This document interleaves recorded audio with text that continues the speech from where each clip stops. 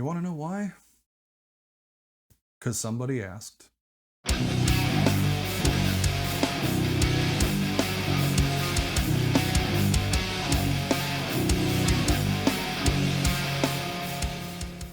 Hey heathens, jdBlut, EvilUnicorn, horror posters. Now that we're all acquainted, I just wanted to shout out my amazing community for all the wonderful conversation that we have on the channel. Blows my mind that people take the time to actually leave comments, and thank you so much from the bottom of my black little heart. Cheers and skull to you all.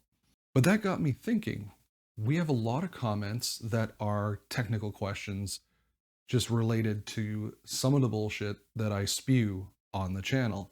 And as I like spewing bullshit, true bullshit, but bullshit nonetheless, I figured it'd be a great idea to actually sit down with you and answer some of these questions. So this is not an FAQ about me. These are going to be short little one-shots. We're going to answer one question per video. Just gear, tech, anything I've covered, anything you want covered, whatever. So keep commenting. I really appreciate it. And I will get to your question sooner rather than later. That's the plan anyway.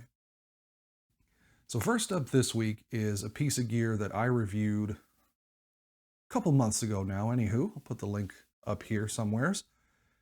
It was the ToneLib GFX. Now the question was actually very simply from Linux for you and me. I'm trying to get two guitars to work in ToneLib GFX at the same time.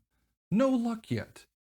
Is this even possible? Well, Mr. and/or Mrs. for you and me, if that is your real name, thank you for giving me a really good kickoff question.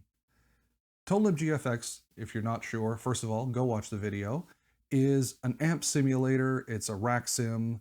It's got a ton of amazing sims, pedals, gear, IR processor, one of the best IR processors I've seen actually, and it's all incredibly reasonably priced.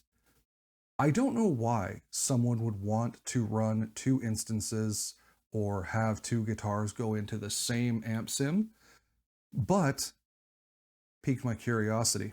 Most of you know I run everything through the Focusrite. That's the guitar, that's the vocals, that's the Focusrite. This is a 2i2 2nd gen. But what you might not know is that I started back with home production with this stupid thing. This is a Behringer UM2. I do not recommend this. That's why it's not been on the channel. But I actually had it lying around to try and understand Linux for you and me's question of how would I go about getting two Audio inputs into one amp sim. So believe it or not, I hooked this thing back up. This thing doesn't even have Audio drivers of its own. You have to use Audio for all, which if you are in a bind, by all means, use it. Otherwise, don't. It's not good. I'm going to back off on that.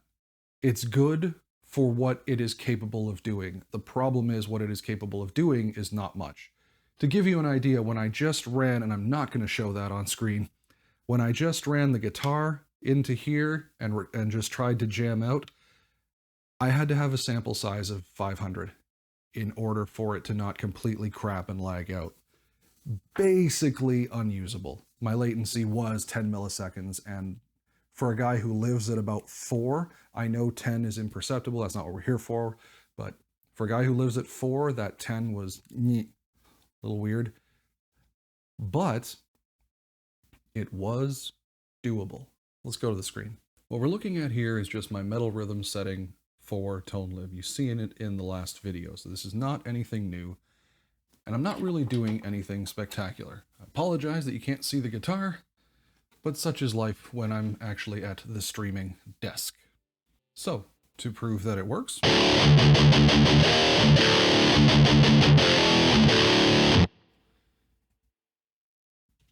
my initial thought with this thing was if I have the Focusrite running on its regular driver and this running on Audio for All, I should be able to conflate them.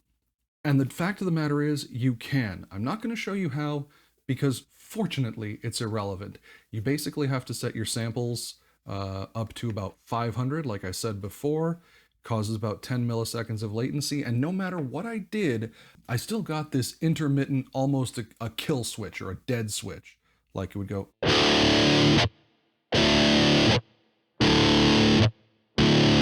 But, you know, obviously not muting. So I got a little confused by that. And then fortunately, ToneLib sent me, as a paying customer, an email that I could update. And this is how we solve Mr. Linux for you and me's problem. You can now, in ToneLib GFX, you can now pick whatever your audio interface has. So the Scarlett 2i2 has 2 inputs. You can run both inputs, left-right, out to left-right. I'm not doing that because the microphone is on over here, and that would cause horrible, horrible noise, much like my playing. I felt bad EvilUnicorn isn't here for that. Anyway, so the truth is, yes, you can, because what it does is it reads your signal as a mono.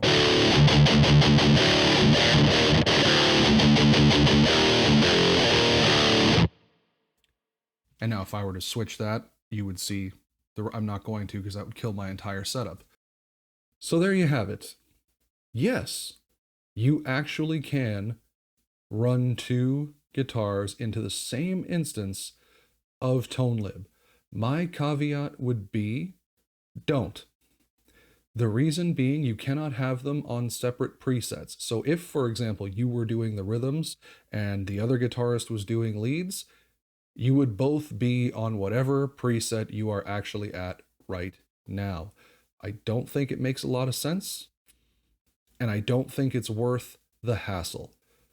What I would do, if I was in your situation, is I would actually think about getting a mixer and running to speakers. I know that's a little bit more than just ToneLib and running 2 guitars into the same interface. But in all honesty, that's going to be the way that it's not going to sound like muddled crap. That's my honest opinion. So can you? Absolutely. Should you? Hell no. Don't. For your own sanity and that of your listeners. And that is actually it for the first edition of Somebody Asked. Let me know what you think. Leave your comments and or questions below in either this video or whichever video you happen to be on that might pique your interest and your curiosity. I really appreciate it. Thank you so much to all my subscribers. You're amazing.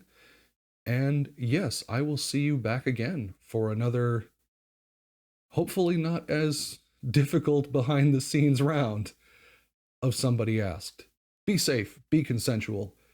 And if you can't be good, well then sweet Satan on a pogo stick, jdBlut and EvilUnicorn say, be good at it. Bye.